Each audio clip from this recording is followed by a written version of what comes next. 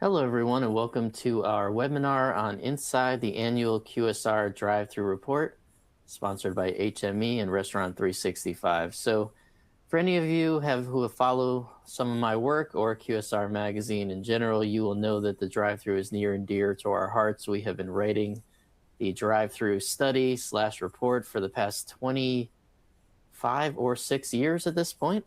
Kind of predates when I was a journalist, but the point being that we have been doing it a very long time, and I have been myself writing it for many years. So it is something that we put a lot of work into, and today is a very special day because we're able to reveal some of the insights behind the insights. So thank you for joining us. And really quickly, I want to go over some background notes, attendee tools. You will see some resources that can be downloaded in the widget, and you will be able to ask questions at any time. An important note on that, while we will answer questions at the end, if something comes up that you just want to ask a question about, do so then. You do not have to wait till the end, although we will save time to address them. And if we do not get to certain questions, we will also be able to follow up afterwards. And one final note that is not on here, unlike some of our webinars in the past, there is an attendee chat down below where you'll be able to talk throughout to each other. So a lot of things going on. Troubleshooting, again, you see all the things here, but if you do have any questions, you can't hear, you can't see, just throw up a question into the Q&A and we will address it directly and be able to help you out that way. So again, now it is with great excitement that I introduce Sarah Beckett, VP of Sales and Marketing at InTouch Insight, which is our partner on the report, conducts all the mystery shopping and has been leading this program for multiple years now. So thank you, Sarah, for joining us. And before we get started, it's great to be here. Yeah, of course. And now, before we get started, a brief message from one of the sponsors of our webinar, HME.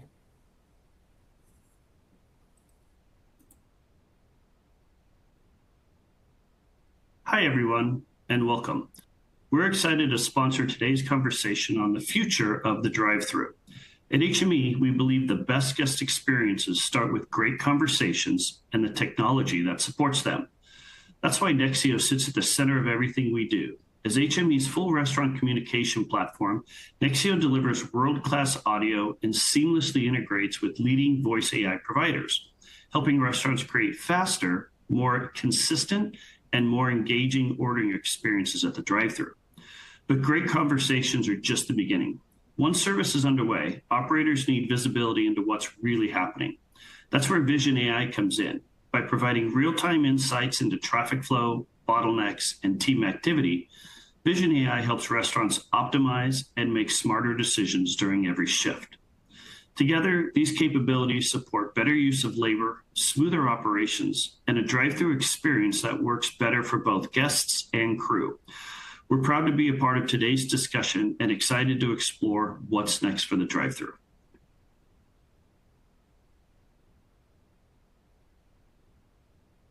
With that said, Sarah, I will hand it off to you. Amazing. Thank you so much, Danny. And as I said, I'm absolutely thrilled to be here once again to talk about our annual drive-thru study. So as Danny said, this study has been around for a long time, right? This year in 2025 was our 25th anniversary edition. So lots of great data to share today. But before we dive in, I'm just going to take a very quick moment to introduce who is InTouch Insight. And as you see here, right, so we partner with multi-location brands to help them achieve operational excellence. So ultimately, they can earn customers for life. That's what it's all about. So we partner with some of the biggest brands, restaurant chains out there to help go out there and collect a whole variety of field data, right? And that ultimately with that goal of helping understand what the impact of execution is on those guest experiences. And this field data, of course, includes mystery shopping, which is the methodology that we use for this annual drive-thru study, as well as all of those other studies that you see on the screen here in front of you. So let's dive into how we run this study. So, as I said, this is a mystery shopping study. So we send real life people out into the field to perform 165 shops, so visiting 165 different locations of all those brands that you see here in front of you. Now, new for this year, right? In 2025, what we did was we added 4 new brands. So that was Starbucks, Dutch Bros, Tim Hortons, and Popeyes for this year. So this really allowed us to go deeper in that data, provide these 3 different segments, classic, chicken, and beverage, to help to increase that relevance of the data for all, the folks with us today on this call, as well as, everybody who engages with our reports. We go out and we collect a whole bunch of different data across all of these different metrics: speed of service, order accuracy, suggestive selling as an example. And that's what we're going to hone in on in reviewing some of those results with everybody today. So really, really excited to dive in. But before we do that, I want to hear quickly from the audience. We've got a quick poll here. Just flip that. So what is your primary operational focus for 2026, right? There's 4 options. I am absolutely sure that all 4 of these things are, a top priority. But which one really is at the top of that list? So you should be able to just click on that on the widget and answer that question. So Danny, based on your conversations with folks in the industry, what do you think? Speed, accuracy, labor, tech integrations. What do you think is some of those top issues that people are really honing in on? So if we're talking about the drive-thru in particular, I would say from the very first year I wrote this survey or study until now, the thing that has changed the most has been the answer to this question, which was once speed. And it was basically all forms of speed, and it is now, at least in my opinion or what I've heard from operators, has become accuracy. I think accuracy is now kind of the table stakes operational KPI of the drive-thru, and I think the reason for that, at least I'm just thinking psychological, comes from kind of our other purchasing lives. If we're thinking about how we order things, and you order a pair of shoes on Amazon, you get an email in 25 seconds that tells you exactly what you ordered, how you paid for it. And so I think that's sort of order confirmation, and the element of actually being correct is something that consumers are not very, they don't offer a lot of slack on it. Whereas speed, I think at this point can be adjusted a little bit to an extent. Obviously this is all relative, but you can get away with having people idle in their cars to a few minutes as they sit there at a break on their phone. But accuracy, I just think, is becoming something that can often be perceived as being fast if you're very accurate. So that's the KPI that I think operationally, when I talk to vendors, is the thing at the drive-thru they're all focused on. Yeah, and I think, the big thing that we're hearing is balancing these KPIs. So we're going to go ahead and flip ahead and see what our audience says. Well, I think, Danny, it looks like you're pretty in tune with what's going on out there. 40% of folks said accuracy, 32% speed, so on and so forth. So that's really interesting and sets the foundation for some of the stuff we're going to absolutely talk about today. And we are going to start out with speed. So the drive-thru study at its core is a time-based study. And we measure speed of service in the drive-thru with 2 key parts in this study: wait time and service time. So wait time is from the time that customer, that mystery shopper, enters the drive-thru until they place their order. And then service time from the time they begin placing that order until they exit the food, they receive their food and exit the drive-thru. And those 2 things together, of course, make that total time metric that we're going to talk about. And as we've said a couple of times so far in this session already, we've been collecting this data for a very long time. And what we've done, right, we dug into some of our archives and we took some of these speed metrics and pulled them out over the last 10 years to give everybody that reference point. And what we've done, right, as you'll note that little note on the bottom of this slide. We've kept this isolated, that we've consistently evaluated over the last 10 years. So we've excluded the data from some of the new brands, just purely for consistency purposes. Now, if you look at this, the chart here in front of you, you see that both wait time and service time are slower than they were back 10 years ago. So it's, as the drive-through study, the drive-through continues to evolve, the operations continue to evolve. It's very interesting to look at this speed over time. So let's dive in now to 2025 and take a look at overall for that total time metric, who had the fastest drive-through. And if we look at that leaderboard, right, on the right-hand side, we've got Taco Bell, KFC, so our two Yum brands right at the top, followed by Tim Hortons for speed, with the average total time in the drive-through for 2025 for these 13 brands coming in at 5 minutes and 35 seconds. Now, the way we've set up this information for you, because I'm not going to dive into this deeply for each one of these slides, but what we're giving you is that breakdown of that segment, the segment averages. So depending on what kind of a restaurant you are yourself operating, you can pull out the relevant information for your operations. And one of the things that I think is really, really interesting with this is we ask another couple of questions beyond just the actual operational timings. We ask our shoppers to answer a couple of other questions, one of which is, what is the one area that you feel this restaurant that you visited could improve? And if we look at the segment averages at the bottom, right, just over 5 minutes for our classic segment, 6 minutes and 10 seconds for the chicken segment, and 5.5 minutes for that beverage segment. Both the chicken and beverage segments had speed being the number one thing that our shoppers felt these restaurants could improve. So interesting correlation there to our results for sure. Whereas with that classic group, right, customer service was the number one thing and speed came in second.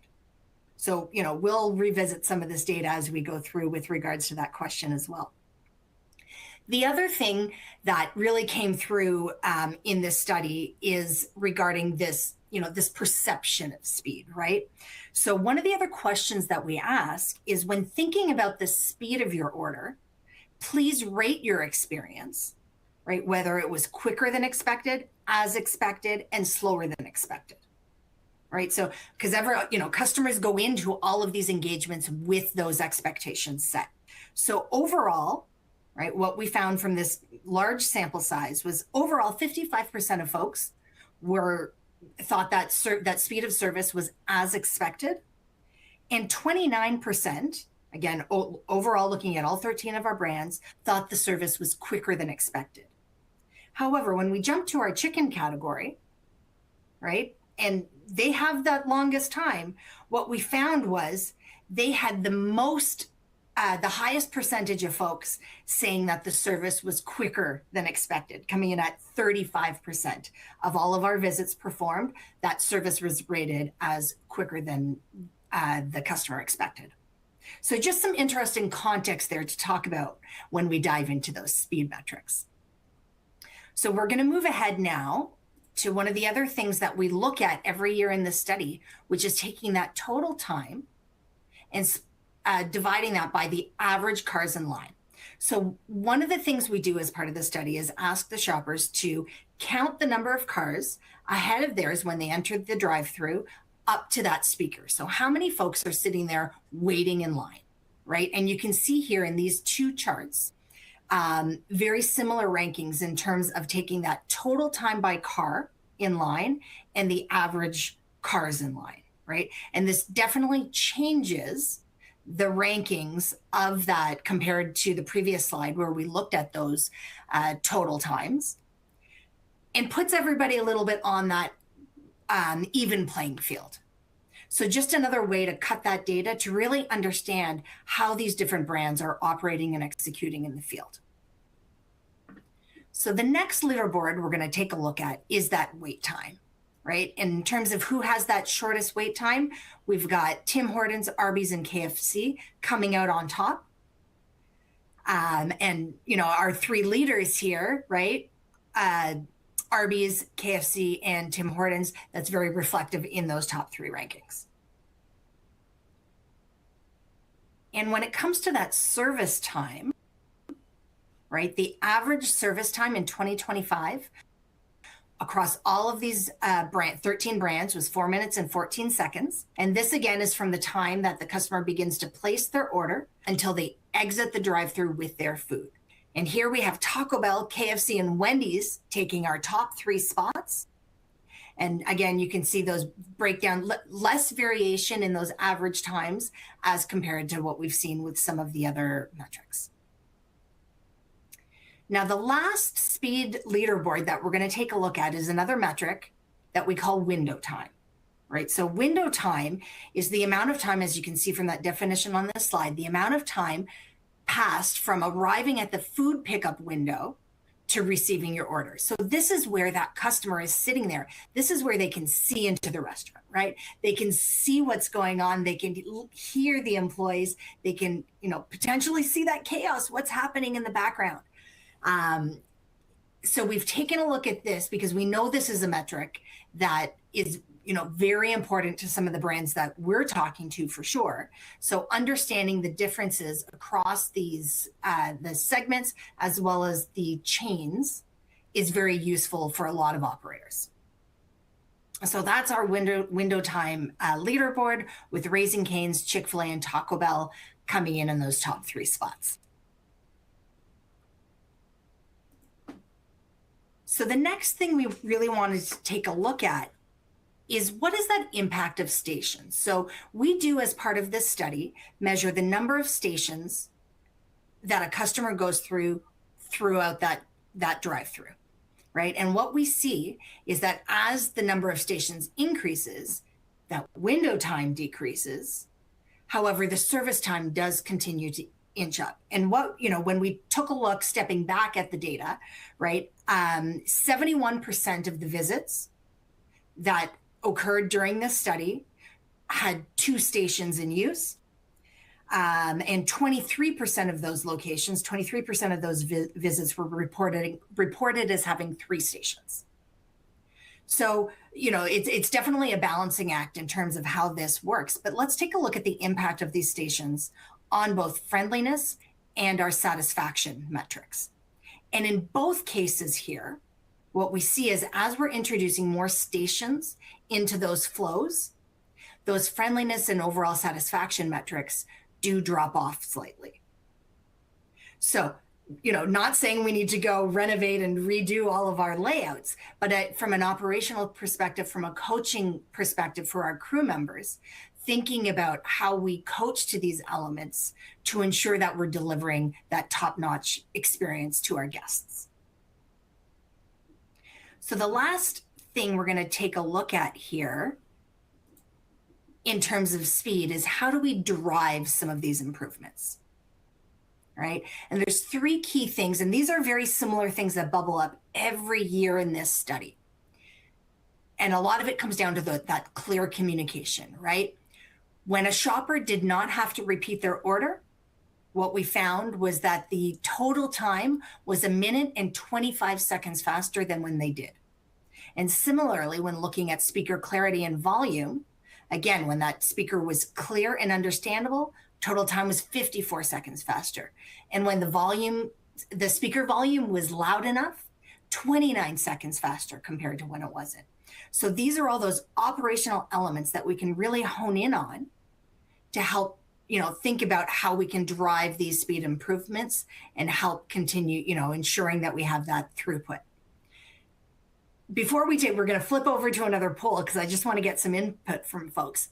But one of the interesting things we always talk about and what we've heard again back from operators with regard to that order repetition, right? When that customer has to repeat their order, yes, it is a function of the technology in some cases, but it's also a function of, is the employee paying attention to what that customer is saying, right? Are they paying attention? What's that level of attentiveness like?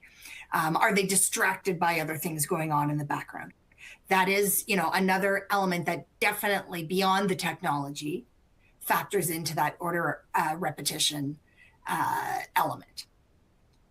So we want to take a moment. I want to hear again from everybody, right? Because we talked about, as you saw in those numbers, how important that technology is. So when was the last time, right, you as an operator went out and audited your drive-through speaker clarity and that hardware. So there's, is it something that's done frequently? Was it done in the last 30 days? Is it part even of your daily checklist, as an example? 6 months ago, over a year ago, or you really don't know? That's totally fine. So we'll just give that a couple more seconds here to drive some answers, and then we'll take a look. We're getting up there, so that's great. We'll just give this a few more moments. But as you can see, working in, right, these elements of that drive-through are so impactful on that guest experience. So looking for ways to incorporate those checks into your ongoing processes is very, very important. So let's take a look. I'm still seeing some answers rolling in here. I'm going to give everyone just another moment. And I think we'll go ahead now and flip over and take a look at those results. The last 30 days coming in at 23%, and last 6 months. So that's pretty good. But there is still, 44% of folks responding that they don't know, or they're not doing those audits. So definitely something to consider as part of those regular ongoing processes. Okay, so that's our speed section. We're going to move over to our next section, which is on accuracy, right? Which is a really important point, as we all heard through the first poll that we launched earlier in the session. So when it comes to who's delivering the greatest accuracy in the drive-thru, you can take a look at that leaderboard here. Our beverage chains coming out on top. Now, if you're a food-based operator, right, you may look at this data differently, because there are for sure very different, there's a very different model when it comes to delivering that order accuracy in the beverage segment. However, there's a lot of customization there. So it's really great to see still those beverage operators delivering a pretty, solid accuracy numbers there. But when we look at that average, right, 87%, for that overall average accuracy rating for 2025. Well, when you break that down, right, what does that mean?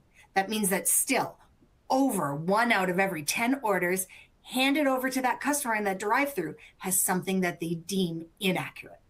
So still, we talk about this all the time, still lots of room for improvement. And let's look at those accuracy ratings over time. There we go.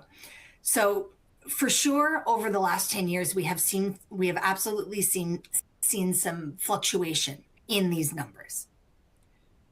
And for this year, one of the things that I did want to call out, we took this data and we broke it down by day parts. And what we found, and I don't think there's going to be any surprise in these results really, but that our afternoon day part had the highest accuracy rating, whereas dinner, right, where the orders are definitely more complex, had that lowest accuracy rating. So again, something to think about as we're honing in on this accuracy for 2026. So what are some of the things that we can do to drive improvements in accuracy? So let's take a look at this. One of the things we find every year is regarding this, this execution gap when it comes to confirming orders. So the data that you're seeing here on the screen is where there is, that accuracy rating, where there is an OCB, an order confirmation board in place, 81%, but where the crew is asking to confirm the order, that accuracy rating jumps up to 89%, right? So this is an area, right, where we can drive some lift. It's one of the easiest ways that we can encourage our crew members to help the customers ensure that they're getting that right order and they're happy when they pull out of that drive-thru at the end. So I've got another quick poll for everyone. We're trying to keep this interactive today. Do your SOPs explicitly, I'm very curious to see what the audience says today. Do your SOPs explicitly require the crew to verbally ask the guest to confirm the order on their screen? So we'll give folks a chance to start submitting some answers here. There we go. They're starting to roll in now. So as we've seen, and this data has been definitely even more impactful in previous years, right? Where that function of having people, having crew members confirming those orders. So let's take a look. I'm going to go ahead and flip over to the results now, and let's see what our audience has to say today. Okay, so 20% of folks saying, no, we're not enforcing that. 47%, almost half of our audience saying yes, but it's loosely enforced, and only 32% saying strictly. So definitely still some room to tighten up those operating procedures in the background to make sure we are leveraging getting the most out of our technology, right? Those order confirmation boards, and delivering those really great guest experiences. Now, going back to the technology, again, two other elements that we saw similar to speed are regarding that speaker quality, right? When the speaker clarity, right? We saw a 15 percentage point increase in those accuracy results when the speaker was clear, and 12 percentage point increase in accuracy when the volume is loud enough to hear. So again, thinking back to how are we auditing the speaker clarity? So not only is it, driving those speed improvements, but we can really significantly help our teams deliver even greater accuracy of those orders to our customers. So speaking of technology, we're going to flip over to our next topic here, which is, one of the fun things we get to talk about, our voice AI findings. So in addition to those 165 orders that we performed for each of those 13 brands, we had an additional segment, an additional 120 shops that we did on top of that core sample at these three brands, at Burger King, Taco Bell, and Wendy's Fresh AI locations, where we went and used exactly the same methodology that we had for our core study. And what we're looking at here is what are the impacts of this new technology, right, which is continuously ever evolving? What is the impact on that guest experience? So let's take a look. And what you're seeing here is that the data is really supporting, right, the AI's advantage in a number of these metrics. When it comes to speed, right, that service time was faster. When it comes to clarity, we saw improvements in that speaker clarity, right? Suggestive selling, no surprise there, some really significant improvements. If we program our systems to offer that upsell, it will do it consistently. And we're also seeing improvements in the temperature, right? And we really attribute that back to those speed improvements. However, right, this is all well and good, but there was an interesting counterpoint that emerged. There we go. We saw an increase in the frequency of customers having to repeat their orders. So let's dig a little bit deeper on that. Right? What we found when we started to really unpack this information is that the majority of the times where a customer did have to repeat their order, it was driven by those customization requests. Similarly, right, an impact on accuracy here. So again, we're thinking about, accuracy being a real core focus for 2026. This coupling of the customization requests resulting in those incorrect orders coming through that AI, those AI drive-thrus. This is where we can really start to look at the differences in these numbers. So, one of the things I really want people to think about and take away, right? When we look at that AI began to take my order, but it was transferred to an employee, that happened 21% of the time. And I think that human, intervention rate, that crew member intervention rate, we need to make sure we're not looking at that as a failure, right? It's a safety net. That's what the technology is intended to do, right? So that's where we need to work with our crew members to understand what are those triggers, work with our technology partners to understand how do we continue evolving in this area to drive some of those improvements across, order accuracy, where that crew member had to step in, that order accuracy rating boosted up to 95%. So that's really, really great. Now, the last, quick little note that I'll make on this is, which I find really interesting, and we've seen in similar studies and in past drive-through studies, is that overall satisfaction rating. So even though, right, in some cases our order accuracy, where the AI took the entire order, it was a little bit lower, those friendliness scores were below that overall study average, that overall satisfaction rating was still higher than that overall study. So, guests were forgiving of these other elements because the experience was fast and novel. So one of the things, right, that we're going to monitor over the next few years is, will that, let's call it a honeymoon period, as people get more used to using this technology, are we going to see that gap close in terms of those overall satisfaction scores?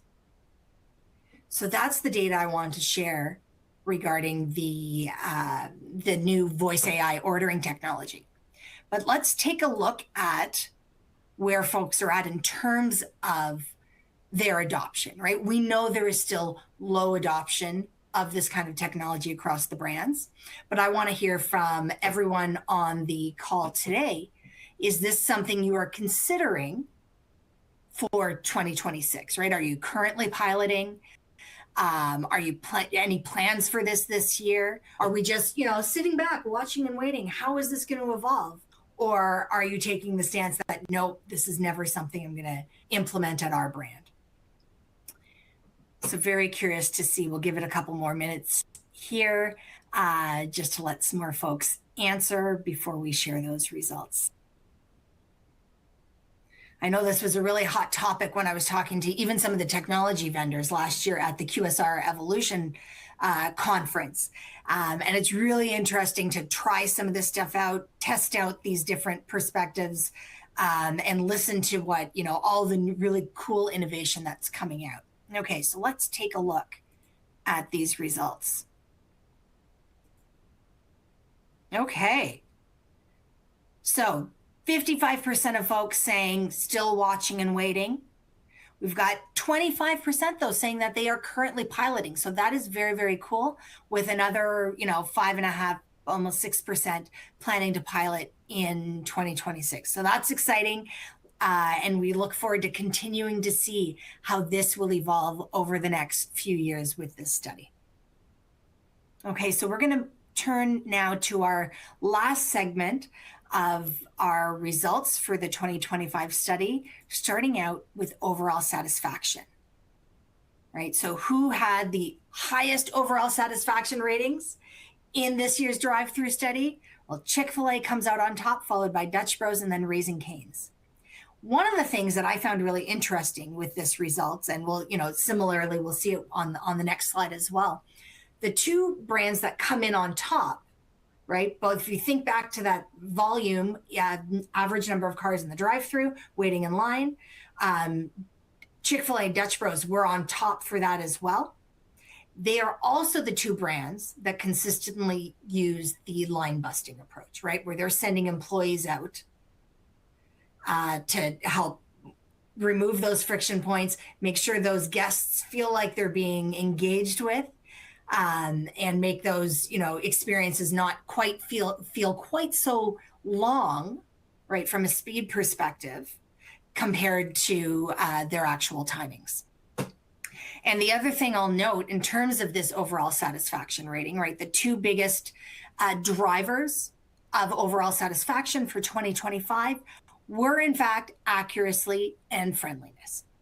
So when it comes to, again, we're thinking about accuracy as one of those top priorities for 2026. I think that's fantastic, right? Because it is one of the biggest drivers of satisfaction. So that's awesome. So moving on from those OSAT scores, let's take a look specifically at friendliness. And this is one of our most favorite topics to talk about all the time. Again, very similar results to the OSAT score. So there's as I said, there's a very high correlation between these two metrics.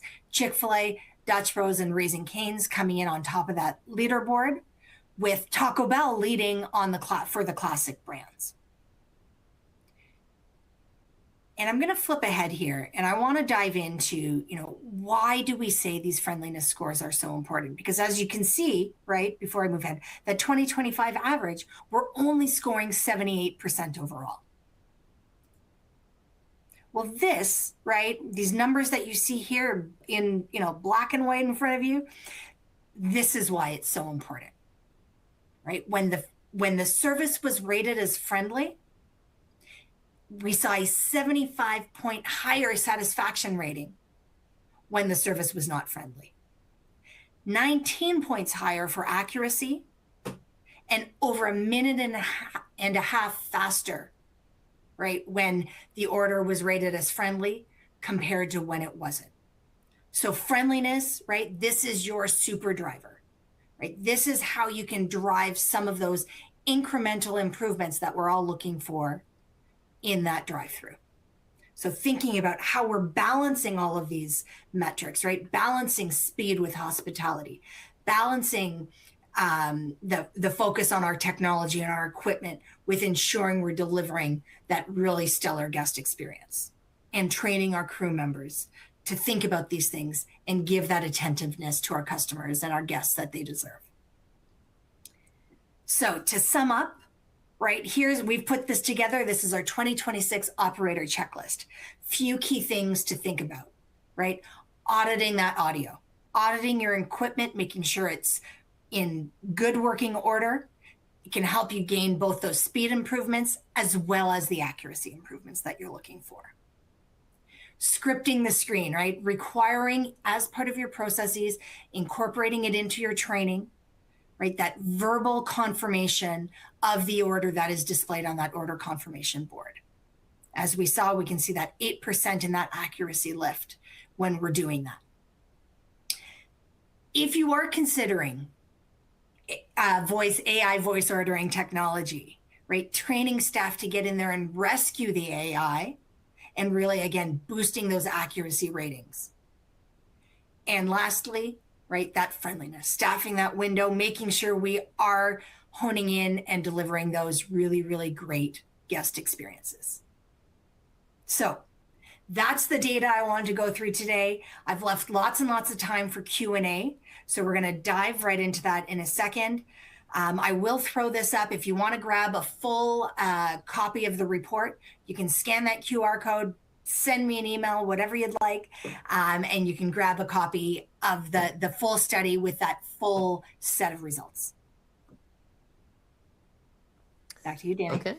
Yeah, well, thank you, Sarah. And also, we have the downloads available on our website as well on QSRmagazine.com. You could always reach out to me directly. We have all sorts of reports on the drive-thru.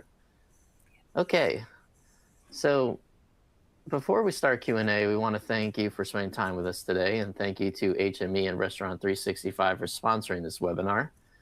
And now also a quick word on Restaurant 365. As drive-thru performance becomes one of the biggest drivers of revenue and guest satisfaction in QSR, having real-time visibility into your operations is no longer optional. Restaurant 365 helps QSR operators connect sales, labor, and inventory data in one platform so you can understand what's happening in your drive-thru, identify opportunities to improve speed and accuracy, and make smarter decisions across every location. Whether you're focused on optimizing labor during peak hours, controlling food costs, or scaling operations without losing efficiency, Restaurant 365 gives you the insights and tools to turn performance data into action. To learn more about how Restaurant 365 supports high-performing drive-thru operations, visit restaurant365.com/QSR. You'll find additional resources, insights, and ways to see the platform in action. Thanks again for joining us today. Well, let's get into the Q&A. So I have questions, Sarah, both in the Q&A and in the chat. So we have no shortage of questions in here to kind of get started with. Love it. Okay, so I did get a question on when I have pizza drive-through model stats, and then I kind of shared the Delco report. So that sounds kind of like a reasonable one. Okay, all right, let's get into. Okay, so there was it's a logistical question here about how do you get the timestamps of arriving and during the drive-through and leaving? Yeah, absolutely. So I mean, this is pretty standard when it comes to mystery shopping methodology. We work through our shoppers to really capture those times at each step through the process. You know, we even go deeper where we're capturing that time at all the various stations, right? So that's really how that's built out, and then we're building those calculations around that. If you need any more details, you know, my email was on that slide. Happy to dig more into that methodology and how you can incorporate that in your own processes. Yeah, and there's a question here too about a correlation between app use for ordering and overall times, which I thought was a really interesting one. I know we've kind of covered that in emerging experiences reports. I am interested to see how that comes up in the drive-through in the future. I don't know exactly how you measure it in a mystery shop. So maybe you have them do that and try it, but do you have any thoughts on that subject or something you Yeah. might do in the future? So with this study, right, all orders are placed on site at the restaurant when the customer arrives. I mean, that's the methodology we use for the drive-through study. Now, you know, watch for Danny's coverage of our emerging experiences study, the new one coming out in May, because we do have a segment where it's all mobile orders placed for pickup either in store or at the drive-through. So depending on how the brand operates, we will measure each one of those stages. Now, you know, the ordering, we tend not to, in those mobile order scenarios, what we're typically reporting on more so is the adherence to the estimated times. So is the order ready when it was supposed to be ready? Right, that's a bigger function because people can take longer to place their orders on their own mobile devices. So we're not, you know, in any way penalizing any of those brands for those, you know, differences in user experiences that the customer may drive, right? Right. Okay, so something on AI here. Love this subject. Every time I share the data about this, someone gets upset with me, which I take to be a good sign. Okay, so the data shows AI accuracy jumps from 81 to 95% when a human intervenes. Does that defeat the purpose of labor savings? So my short answer on this one is no, right? I think the systems are doing what they're supposed to be doing, and I hope the technology providers will agree with that, right? The intention with all of this is to offset the employees so they can focus on the guest, right? Have the technology, have the AI, you know, take care of some of that work so that the employee can really focus on either rescuing the customer where there's an issue with the AI, or focusing on that, you know, that handoff of the food at the window and really delivering those really great guest experiences. Yeah, there's a question about pre-sale screens prior to order screens. I feel like I've seen that in the data, right? About whether or not that affects speed of service. We do collect data on that. So I'm happy to, in the report itself this year, but I'm happy to get back to whoever answered those questions and dig into Okay. that on some of those impacts, depending on what they're looking at regarding the pre-sale boards. Gotcha. Okay. Are there any interesting trends for drive-through, specifically on mobile order ahead and pickup in the drive-through, which I guess sort of talked about there a Stay minute tuned in ago. May. Um, I will say from my perspective, the answer to that question is yes. I think both of those things are becoming more relevant. I think it's just a matter of a lot of times whether or not the asset itself really supports you having those different pickup points, because obviously you don't really want to speed one lane into a place that doesn't exist. So you have seen a lot of brands now with what we call a hospitality door, right? So it's like you pull up into your own space, and instead of waiting there aimlessly, so there's a door that's built in that's allowing you to do that. Chick-fil-A is definitely invested in kind of removing that valve from some of their capacity, having people go to the app to order ahead and roll through that express lane. But yeah, all coming into play. Do you have any thoughts on that, Sarah, beyond my ramblings? No, I mean, I think you hit it, Danny. I mean, there'll be some of those examples that you talked about, we are going to be evaluating in our upcoming study. So we will see drill into how that works. One of the things that jumped out at me from previous years looking at that was, again, it dovetails into that physical location. You got to think about how your operators are set up. And one of the pieces of feedback that we got back a number of times was with regard to wide drive-through lanes. So where you have a dedicated lane, but then they all merge into one, we would see a lot of shopper comments in that regard, highlighting the frustration where you get, you've placed your order, but now all of a sudden you're stuck in line behind somebody else.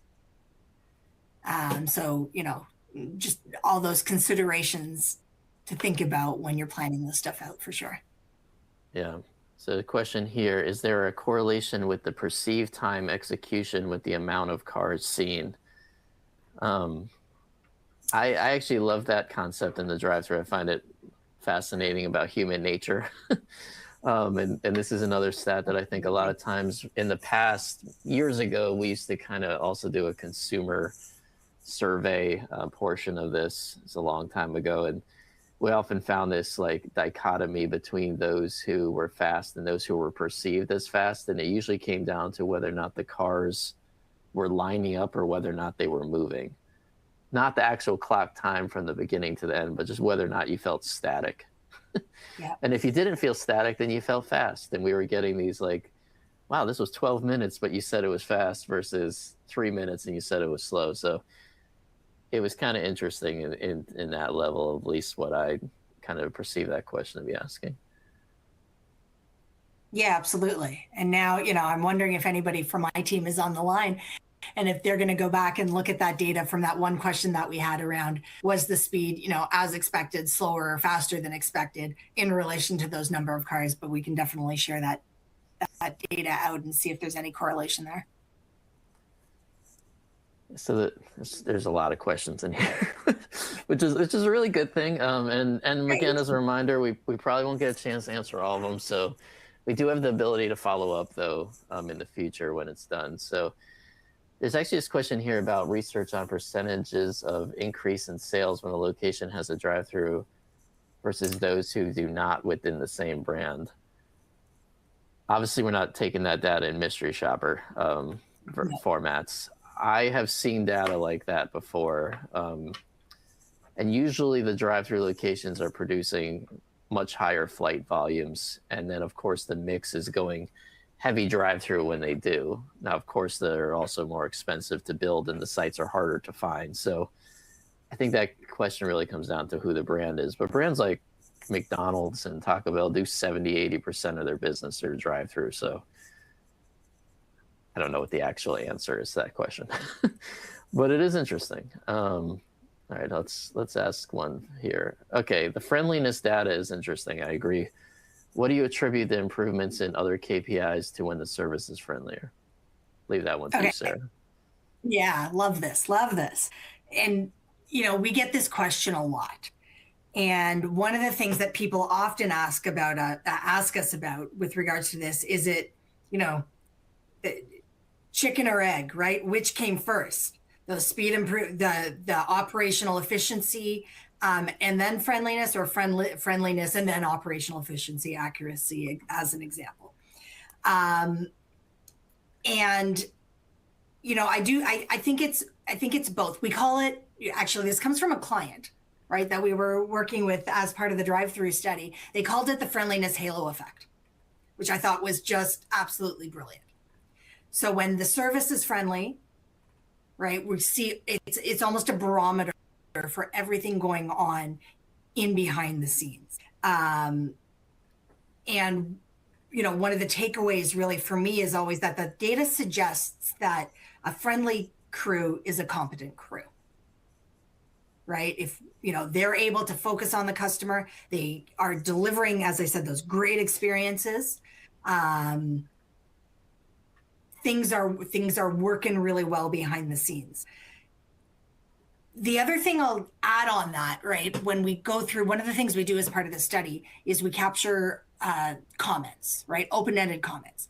And when you go through and review this qualitative data after the fact, the thing that is most memorable, that is in those customers' minds when they leave is that interaction they had with the crew member, right? Was it a friendly, pleasant, enjoyable experience without friction, right? So if we can get our crew members, you know, in a very pleasant manner, right? Controlling that interaction, minimizing that confusion, proactively guiding the customer, you know, that's all the things that play into that friendliness factor and ensuring that we're delivering those really great experiences. Yeah, I once told a restaurant operator that stat, and he told me that his unfriendly employees were bad at their jobs. So he's like, yeah, you know, it's a kind of obvious point, but it's very true. You know, the chances are if I have a really happy employee, they're probably going to be trying to do a good job, and the inverse is also accurate. Okay, so I'm going to ask one final question here, Sarah, and I want to remind her, as I've seen this pop up a little bit, this program is going to be available on demand as well. So if you want to go back and watch it, we will send it to everyone who registered. It will also live on QSR Magazine's website along with our other webinars. So it will be able to be viewed in the future. Okay, so final question for you, Sarah, is you showed that speed has plateaued around the 5-minute mark. Do you think we will ever get back to pre-pandemic speeds under 5 minutes, or is that the new baseline? I think it's the new baseline. Short answer, no. You know, the job of the drive-through, right, has fundamentally changed, right? I've seen a lot of language around, you know, it's a digital fulfillment hub, right? The order complexity has increased. I think one of the things that from behaviorally from consumers that changed throughout the pandemic, right? If you were going through the drive-through when you were like pre-pandemic, you were grabbing a much simpler order. You were grabbing your cup of coffee. You were grabbing that combo meal, right? But anything out of the ordinary, you would go inside. But during the pandemic, we were all forced to maintain, you know, put all of those orders through the drive-through for a period of time, and then those behaviors became ingrained, right? And now that's just how we operate. So, you know, layer on top of that, right, as we talked about, the mobile orders, right? You now have orders coming from all different methods as well, not just placing that order live in the drive-through. So the crew members behind the scenes are having to, you know, balance all of this stuff. So, you know, no, I don't think we're going to get back to that under 5 minutes. I mean, hey, we'll keep monitoring, we'll keep measuring and seeing where this goes over the next few years. But that's, you know, the trends that we're seeing right now. I just think what matters to brands and to customers has changed. I don't think food as fuel is as relevant as it was when things cost $2. You know, now that they cost $8, $9, you know, the average check is like $12 in some segments. That's going to then place, I think, complexity into the menu and also into what, you know, you view as being something that you have to get right, and under 5 minutes not always going to align with that. But anyway, with that said, thank you. We've come to the end of the program. Please take a moment to complete our survey. As I said before, it is going to be available on our website on demand to watch as you see fit. But again, I want to say thank you to Sarah, to our partners in Touch Insight, to our sponsors at HME and Restaurant 365, and to everyone today who came and enjoyed the program. We appreciate you, and we'll see you on the next one. Take care. Thanks, everyone.